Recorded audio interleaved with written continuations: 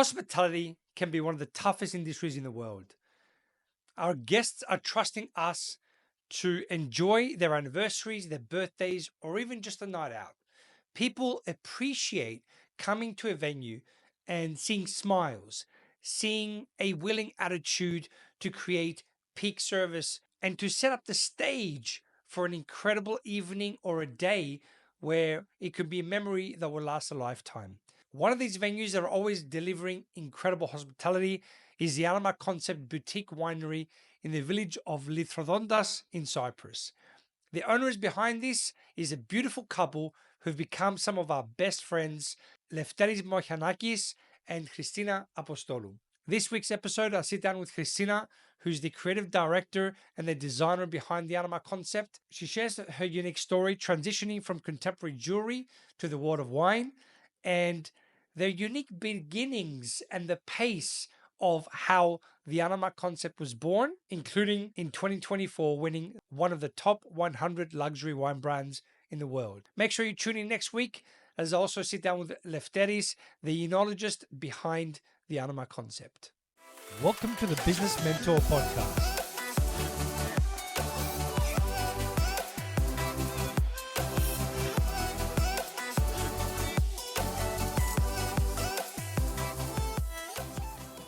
And I came back to Cyprus. It was a bit of a culture shock. Quite a big culture shock. I mean, I studied contemporary jewellery, and when I came to Cyprus, it was something very, very new. And I realised that I'd have to start really from zero to even start to build awareness of what contemporary jewellery was. And I gave that a go. Simultaneously, I needed to get a job. So I got a job to pay my expenses. And just making time and saving money in order to start my own jewellery business. And that was the time when I met Lefteris. Within 12 months of meeting, where we were already engaged to be married, living together, sharing everything, created Anama. We started talking about Anama literally within a week of knowing each other. Wow. He had this cute Mazda MX-5, it was a cabrio, and we used to have these really, really great road trips. And brainstorming sessions. Yeah. That's all we used to do. We just used to talk and brainstorm and imagine. And little did we know we'd end up where we are now. I mean, little did we know. It was always in our plans, but you know, to actually get here now and look back is. Tell me about the beginning of that. How do you mastermind together, and how do you create something together? Did you discuss whose responsibility will be what? How did it form? Well, look, Anama's a wine brand, so it's all around wine. I had absolutely no idea about wine when I met Lefteris. I'm a designer. So Lefteris is the actual key. Lefteris' profession and his knowledge around wine and production was the key. So that's how it started. Lefteris came to Cyprus specifically for wine, to explore the wine varieties of Cyprus and especially Kumandaria. So he had already started thinking about, you know, producing a small amount for his portfolio, a sample of his work basically. And we met and we started talking about how it could go further. And obviously being a very visual person, everything that he would tell me, or the knowledge that he would give to me, I could just visualize. And that's how it started. Now, you know, it's very clear that Lefteris is responsible for the production, and I help out wherever I can. But that's not just what goes into a brand. There's a lot of things. It was a bit tough in the beginning, in the first few years, to kind of separate roles and know, okay, you're responsible for this and I respect that, and you're responsible for that and I respect that, and not, you know, wanting to kind of step on each other's toes. We're both very dynamic people. Yes. You see. You left the idea of the jewelry business. What was the No, next actually meeting chapter? Lefteris gave me the opportunity to start my jewelry business. The fact that I would, you know, now share my living expenses with Lefteris meant that I could, you know, finally leave my job and concentrate on my jewelry. And at the same time, Anama was born, and it was something that I did together. I don't do the jewelry anymore. I don't know if I'll get back into it. The reason I stopped, I got tired. I set up a cute little jewellery brand, and it was doing quite well. But then 2013 happened, the haircut. I kind of could see that things weren't going to be very good financially, and especially in this industry. And also Anama was at the point where it had started to take off. So my participation in the building of Anama, I needed to be there more, and I needed to be next to Lefteris more. And I wanted to be out there with Anama instead of cooped up in a workshop all day alone creating. That was good, but it served me for a certain part of my life. I get bored very easily, you see. I need change. So yeah, and then the journey Anama and our marriage as well, simultaneously. I always felt that we would be asked at some point what it was like working together. And there's a roller coaster of answers to that question. Look, but you've got to be honest and real. Absolutely. You know, sometimes you want to kill each other, and sometimes it's a dream. Definitely, and I think what added to the stress of working together as a couple was living in an environment where we're completely cut off. Okay, not completely. You can jump in your car and you can go down to the village, or you can visit town, but there's actually nothing around here, so you're in complete isolation. And unless you have plans to exit the estate, you're here and you're alone. And that, you know, kind of, it brings friction because there's no one else to talk to, there's no one else to share anything with during the day. There's just the two of you, and it's great when everything's nice and, you know, pink and bubbly. But it can't always be. It can't always. Tell me about a mentor that you had that impacted your life, that inspired you to think, you know what, I'm going to create my own business, my own jewelry business, or... It's got to be my parents, I think. I've had some wonderful tutors and teachers and mentors, but my biggest mentors, I think, and who have played a massive role in shaping who I am today and my values, and what I value from life, is mum and dad. Amazing. Yeah, hands down. Biggest gift that they gave us, and I don't know if that was something that was conscious or not, was value for family. Value your family. Know your responsibilities and learn to cooperate within a family. And love. I received so much love. And my parents are both very, very humble and down-to-earth people, so, you know, the advice that I got from them growing up is priceless. Incredible. Yeah. My husband's also a very, very big mentor of mine. I've learned a lot from him. That's amazing. And I haven't always had the humility to say that. I think it kind of got to me at some point that he's so knowledgeable. But he is, you know, and I learned a lot from Lefteris. Well, look, I mean, it's learning from each other. Every person has their strength, and besides a great man, there's always a great woman. You know, opposites attract, and the right couples complete each other. And I run my business with my wife as well, multiple actually, and exactly. it's not easy. It's not easy. But it's very rewarding, isn't it? Absolutely. And the fact that if you're successful somewhere or at some point, the fact that you have your wife or your husband to share it with, who's the closest person to you, it makes it very special. And now that, you know, the kids are here as well, it's you know, it's a family celebration. So that's cool. Once you get a taste of it, I don't think you can go back. No. Like, I couldn't imagine being away. I'm from a hotel background. Being away 10, 12 hours a day. What's left of me when I come back? It's not the best of me. You know, you give all that energy in your work. So tell me about those challenges, because there's also a lot of wins along the way. You know, you can take a break. I heard someone say the other day, success is not your bank account or your car. It's being able to, in the middle of the day, have lunch with your partner. You know, pick up your kids from school, have that quality time. So I'm sure you've got some magical times here, but tell me, how do you deal with being almost all day together? We don't actually spend that much time together now as what we did in the first few years. That was tough. But because we weren't just business partners, we were a couple, so we would take all of the stress of work but went back home with us. There was friction, but there were so many lessons from all of that. And now looking back and looking at that as a period and as a phase, we learned so much more. We became much wiser, much more understanding towards each other. And even if we are working together for days on end, I don't know, then magically, it happens magically. Yeah. I mean, but it has to be your intention. If it's not your intention to get on with your work partner, it's not going to happen. And there are days when really you don't want to get on with that person. You want to break. Yeah, like I said, I wouldn't have it any other way. I couldn't imagine having a job and coming back at the end of the day. It's like what you said, what's left of you? And where we are now and what's been created here, we never really looked at it as a business. We looked at it as an extension of our home.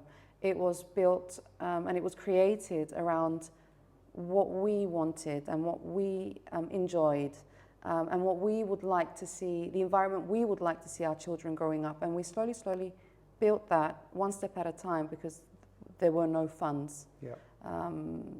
To create this. This happened over a long duration of time, many years.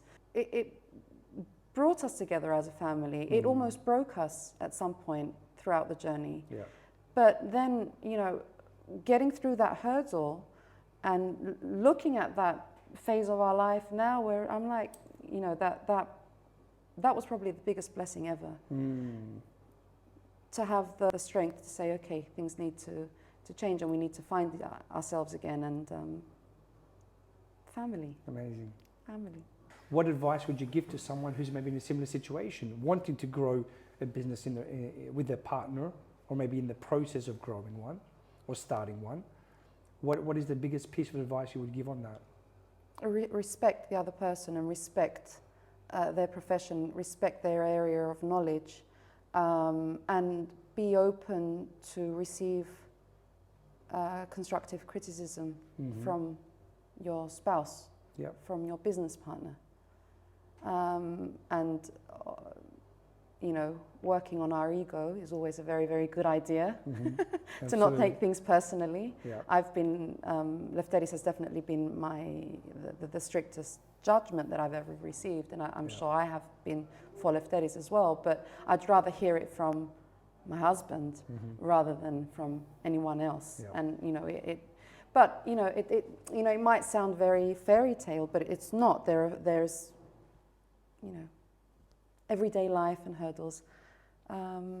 Respect, have respect, and give each other space to create and to be themselves without anyone being too overpowering over each other. There is a golden line. There is that the golden route of synergy between a couple, and actually it doesn't work that much different to what it should work like in a household, or at least in our household. We both know who we are and what our responsibilities are, and if Lefteris learns and respects me as a mum, because I am a mum, number one, and I'm a wife, and Lefteris is a dad and he's a husband, so they're very different roles. And it takes a very good understanding of what those roles are in order to be able to then come and slip into them. No one teaches us how to be good parents, but when the kids come along, you're kind of faced of having to get on with it, deal with it, and make the best. Yeah. And that's a huge learning process. So, we kind of matured through the years, not just because Anama was doing as it was and came where it is today, because that ran simultaneously with our life and building a family. And Amazing. Can you give us a glimpse of the thought process in creating such a chic brand? Because I know you're the designer behind it and you've helped with a lot of the aspects. And it's an incredible brand. You're here in the middle of nature and it kind of blends in. Share with me, how did you come about that and the inspiration behind it? To kind of round it up, I wouldn't exactly call it a thought process, because that's something that you strategically design, whereas Anama was kind of how I felt about the wine that Lefteris was producing, and it's definitely it was built around who we are and what we like, aesthetically as well. I mean, I grew up in vintage and antique markets. My mom had the bug for it, and she very successfully passed it on to me. I've loved vintage and antique pieces, and I've been collecting them my entire life. Even when I went over to study every weekend, when I wasn't working, I was at vintage and antique markets. I had to send a part shipment back to Cyprus with all the stuff that I collected. And when it was time to bring this place to life, everything found a home. But even before then, a lot of these artifacts that I collected throughout the years were props in our photo shoots, because we started we were a very visual brand before the actual winery was built. Yeah. Our presence was visual, so there was a lot of visual information, but it happened very naturally, and as things went along, and it happened around wine. Wine was always my first source of inspiration.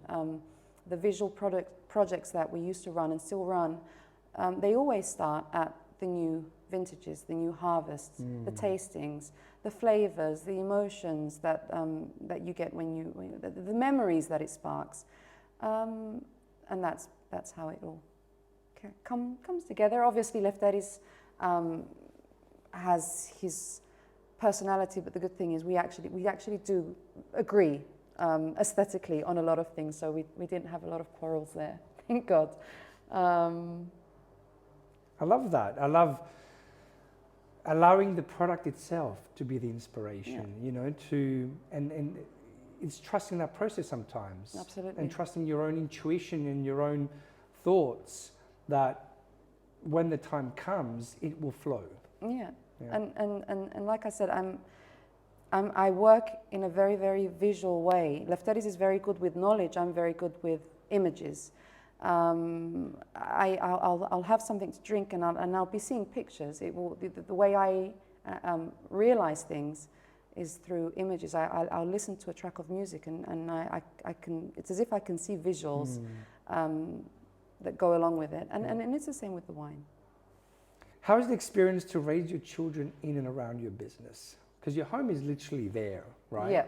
So I'm sure I've been here to many events and tastings, and I see them around. They're growing up in this they are. Industry, in the business. How is that, and how do you manage that? I don't think we ever questioned what it would be like and how it's like to raise the children around the business, because the business is in a pine forest.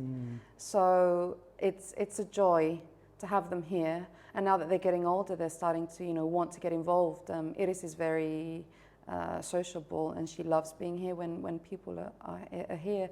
Odysseus not so much, but he's more into technical stuff, so he's in the winery with his dad when his dad's producing the wines. Incredible. And he's asking questions, and he's learning to operate a certain machinery, and they're getting more and more involved in the harvesting seasons as well. So for them it's they're growing up in a winery. Mum and dad do this job. This is our lifestyle. Now you ask this question to a mum, dad will probably answer something very different, but with mum there's always the baggage of I wouldn't say guilt, because we don't have the weekends to do fun stuff with the children, but then on the other hand, every time I do think of that and think to myself, I'd like to be able to spend the weekends with the kids and do stuff with them, but then I think look at where they are, and we do our best to spend quality time with them throughout the week as well, and on Saturdays if we're not working. I'm going to ask a quote that you live by and some final words. Like I said, I get bored very easily, so the quotes, I've had different quotes that I've kind of gone by in different phases. Where I am now, I'd say anything for a quiet life. With everything with everything that goes with it, and for me the biggest lesson was, it doesn't matter if I'm right. It doesn't matter if I know I may have more knowledge than someone else on something. Let the ego go and settle for a quiet life. Yeah.